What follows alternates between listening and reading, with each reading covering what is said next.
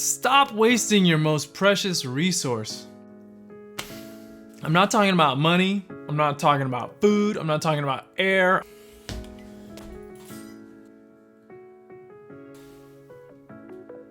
I'm talking about time. Everything comes secondary to time. Like, if you have more time, you can get more food, you can get more air, you can get more water, you can get more money, you can get whatever it is you want, as long as you have more time. People don't take the word time seriously enough. So let's trade it for the word life. By having bad time management skills, you are literally wasting your life. Let's call it life management. See this right here? Trash can. This is what you're doing. My name's Randy Gist, and this is gonna be a 3-part video on the importance of time management. Part 1.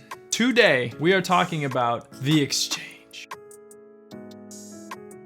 First and foremost, you don't owe your time to anyone or anything, but realize that everything you do is an exchange of your time for something else. We exchange our time for things that we need and for things that we want that are either gonna improve the quality of our time or things that literally buy us more free time. We could exchange our time for rest, meditation, sports, music, watching paint dry on a wall. There's always an exchange being made. If I don't eat, I will run out of time. So I invest in eating to gain more time. Some people think that things like playing video games or watching TV are a waste of time, but honestly, it's my rest time to do whatever I want with my life and my time. So as long as I'm not going overboard on my rest time, that's just how I choose to use my rest time. So for me personally, I like hanging out with my wife. That's how I want to spend my time. So when people ask me to hang or to go out or to work, play a gig or write music for something, they are asking me to trade that time that I could be hanging with my wife, living my life, for whatever it is that they're offering. So whatever it is, it's got to be worth the exchange. Whenever you give your time for money, you are literally selling your life for money. So just be sure that you're getting more than just money out of the sale of your one precious life. Which, for whatever it's worth, is why it's so important to do what you love with the time that you have and pursue your dreams. I'm just saying. To me, it's all just a game, and the prize is always more free time.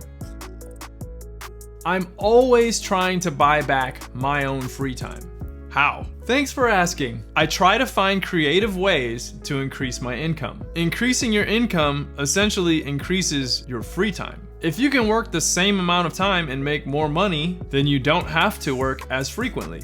So then how do you do that? Well, try and find places where you can make upward movement instead of making lateral movement. So if I worked at McDonald's, for instance, how do I go from being the burger flipper to, say, the manager? Maybe I can go from being the manager to the owner of the franchise. I don't know. That's for you to figure out, but you need to find places where you can make upward movement.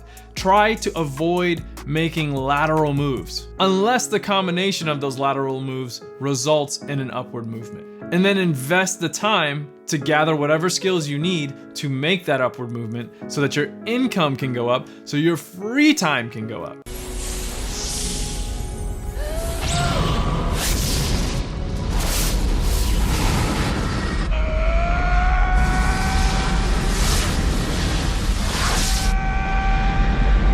So once you've got that extra free time, you could either work less and enjoy it, or you could reinvest that time to learn new skills to then again buy yourself even more free time. That's what extremely successful people who retire early do.